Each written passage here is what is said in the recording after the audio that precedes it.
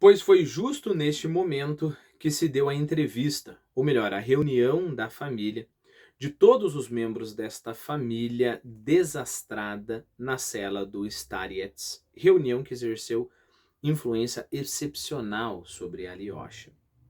Em verdade, o pretexto para essa reunião era falso. Na ocasião, as discrepâncias de Dmitri Fyodorovich com seu pai Fyodor Pavlovich no tocante à herança e as estimativas dos bens de Dmitri pareciam ter chegado ao limite do impossível. As relações se agravaram e se tornaram insuportáveis. Fyodor Pavlovich, parece, foi o primeiro a sugerir, e parece que também por brincadeira, a ideia de que todos se reunissem na cela de Zosima e, mesmo sem recorrer à mediação direta do Starets, chegassem contudo a um entendimento mais decente, pois o título e a pessoa do Starets poderiam ter qualquer coisa de persuasivo e conciliador. Dmitri Fyodorovich, que nunca visitara Zosima e sequer o vira, pensou, é claro, que estivessem querendo como que assustá-lo com o Starets. Mas, como ele mesmo no íntimo se censurava por muitos desatinos, particularmente ríspidos, cometidos nos últimos tempos nas discussões com o pai, acabou aceitando o desafio. É oportuno observar que não morava com o pai como Ivan Fyodorovich, mas em seu canto no outro extremo da cidade. E aconteceu que Piotr Alexandrovich Miusov, que na ocasião morava em nossa cidade, aferrou-se particularmente a essa ideia de Fyodor Pavlovich. Liberal dos anos 40 e 60, livre pensador e ateu, talvez por tédio, talvez visando a um passatempo leviano, teve nesse episódio uma participação extraordinária. Súbito lhe deu vontade de ver o mosteiro e o santo, entre aspas. Como ainda prosseguissem suas antigas querelas com o mosteiro, e também persistisse o litígio em torno dos limites terrestres de suas propriedades, bem como de certos direitos ao desmatamento e à pesca no riacho, etc., ele se apressou em aproveitar-se disso, pretexteando que desejaria pessoalmente chegar a um acordo com o padre igúmeno. Uma notinha que eu tenho aqui na minha edição: o igúmeno equivale mais ou menos ao abade, com a diferença de ser exclusivo de mosteiros masculinos. Quem sabe não dariam um final amistoso às querelas? Um visitante com propósitos tão bons, é claro, deveria ser recebido no mosteiro com mais atenção e cortesia que um simples curioso. Afinal de contas, ele pode resolver a questão com o mosteiro, né? E o mosteiro pode sair lucrando nessa história.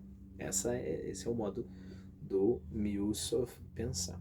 Em consequência de todas essas considerações, seria possível estabelecer no interior do mosteiro alguma influência sobre o Starets doente, que nos últimos tempos quase nunca deixava a cela e por causa da doença se recusava a receber até as visitas comuns.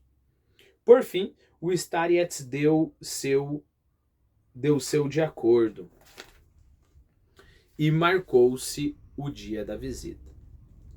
Quem me fez partidor entre eles, declarou Alyosha, limitando-se a um sorriso. Né?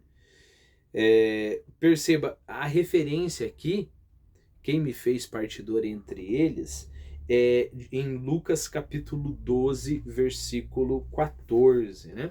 Como nós não temos pressa, nós queremos ler e penetrar no significado da nossa narrativa, eu vou pegar a minha Bíblia aqui e a gente vai ler essa passagem. Né? Então vamos lá, Lucas capítulo 12,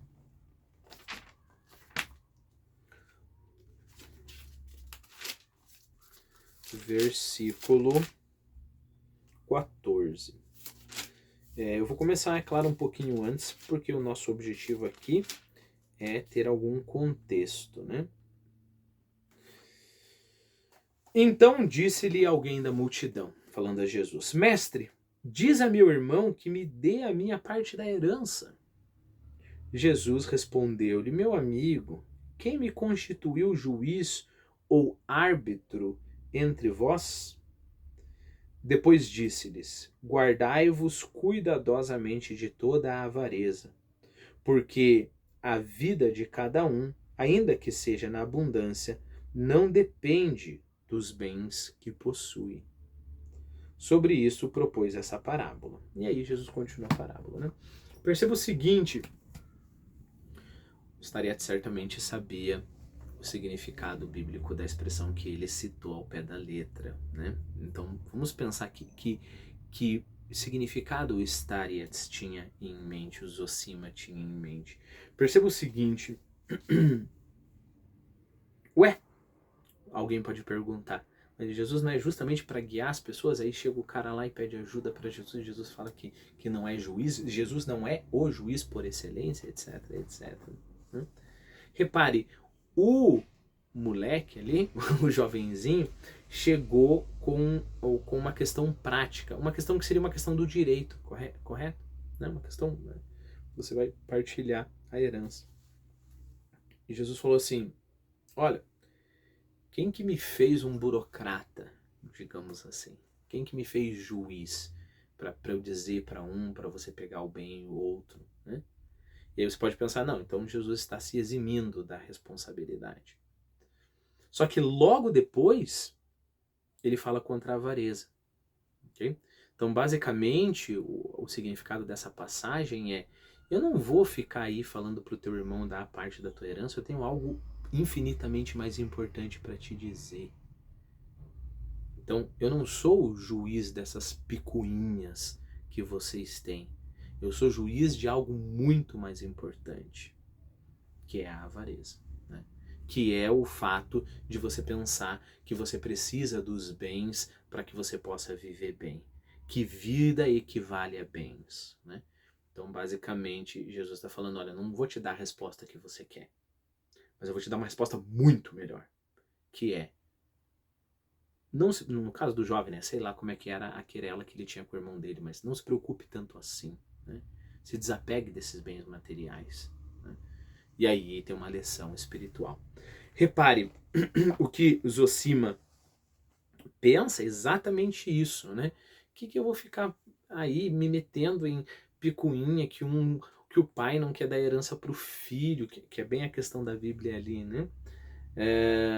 Nós temos muitas coisas muito mais importantes a tratar, né? Quem me fez partidor entre eles? Quem me fez juiz entre eles? Declarou a Alyosha, limitando-se a um sorriso. Alyosha ficou muito perturbado ao tomar conhecimento da entrevista.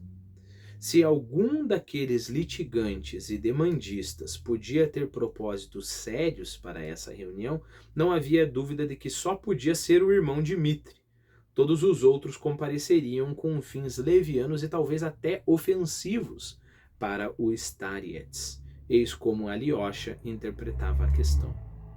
O irmão Ivan e Miusov compareceriam por curiosidade, possivelmente a mais grosseira. E o pai, talvez até com o fito de armar alguma palhaçada ou cena teatral. Ainda que calasse, Alyosha já conhecia o pai de forma suficiente e profunda. Repito, esse rapazinho não tinha nada de simplório como todos o consideravam. Aguardou com angústia o dia marcado. Sem dúvida, lá com os seus botões, ansiava de coração por algum fim para todas aquelas desavenças familiares. Entretanto, sua maior preocupação era com o Stariats. Tremia por ele, por sua glória, temia ofensas a eles, sobretudo as caçoadas sutis e corteses de Miusov e as reticências do grande sábio Ivan, que era como tudo isso se apresentava a ele. Quis até correr o risco de prevenir o Stariets, dizer-lhe alguma coisa sobre aquelas pessoas que deveriam aparecer, mas refletiu e ficou calado. Só na véspera do dia marcado transmitiu ao irmão Dmitri, através de um conhecido, que o amava muito e esperava dele o cumprimento do prometido. Dmitri ficou matutando porque não conseguia se lembrar de nada que ele tivesse prometido e limitou-se a responder por escrito que faria todos os esforços para se conter diante de baixezas e que, embora respeitasse profundamente o Starets e o irmão Ivan, estava todavia convencido de que ali havia para ele alguma armadilha ou alguma comédia indigna. Abre aspas. Entretanto, prefiro engolir a língua a falar com o respeito, a faltar com respeito ao santo homem que tanto estimas, concluiu Dmitri em seu bilhete, o qual não deixou Alyosha muito animado.